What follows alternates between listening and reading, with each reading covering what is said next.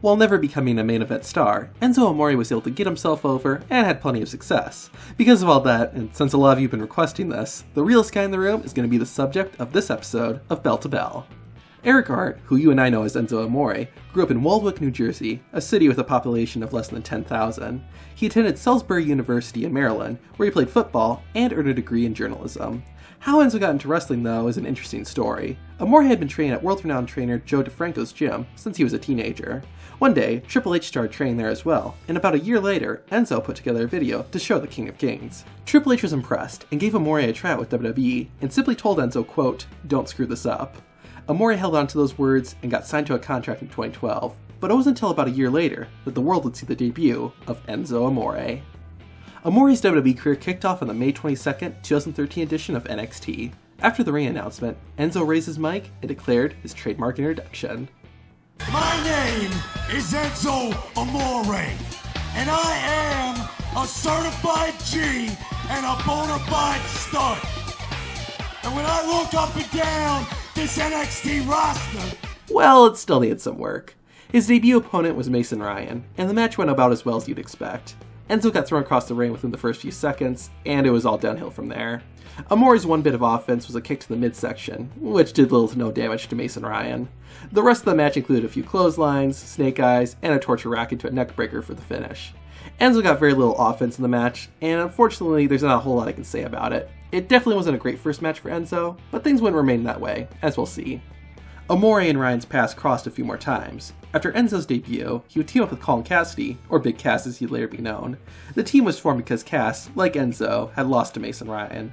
They finally got their revenge when they defeated Ryan in July of 2013 in a handicap match.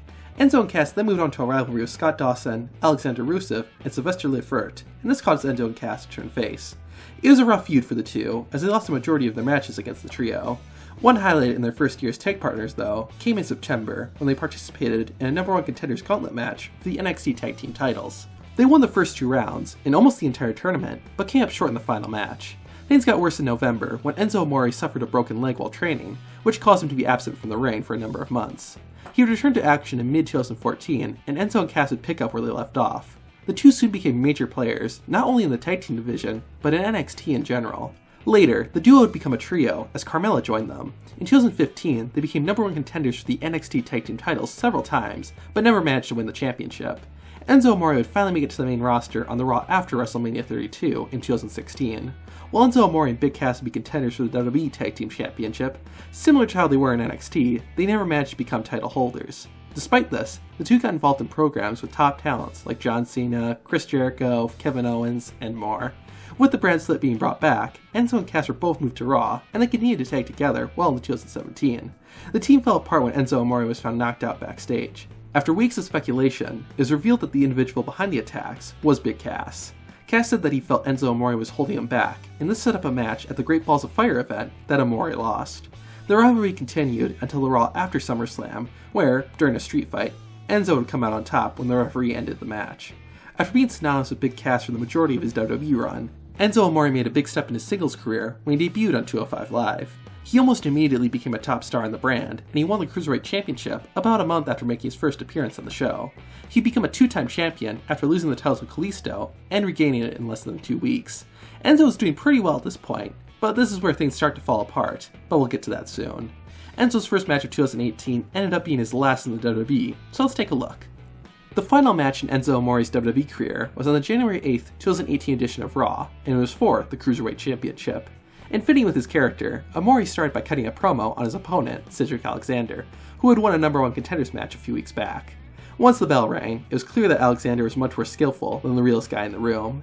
Enzo knew this, and it is best to keep his distance from Cedric, but Alexander's speed managed to catch up with Enzo, as he was able to land a punch and a kick that both knocked Amore to the ground.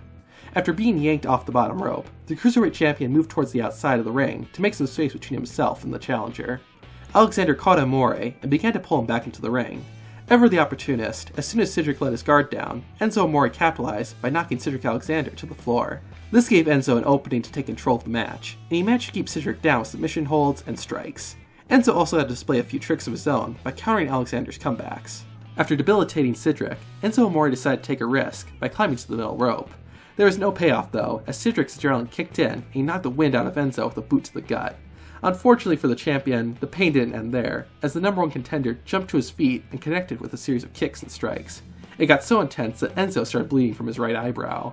After being laid out by a clothesline from the top rope, Omori rolled to the outside of the ring in an attempt to get himself together. To Enzo's dismay, Cedric jumped off the top rope and dived to the outside, crushing Omori in the process. With both competitors trying to pick themselves off the floor, the referee began the 10 count. It was close, but Cedric just made the cut, while Enzo opted to take the count-out loss and remain Cruiserweight Champion.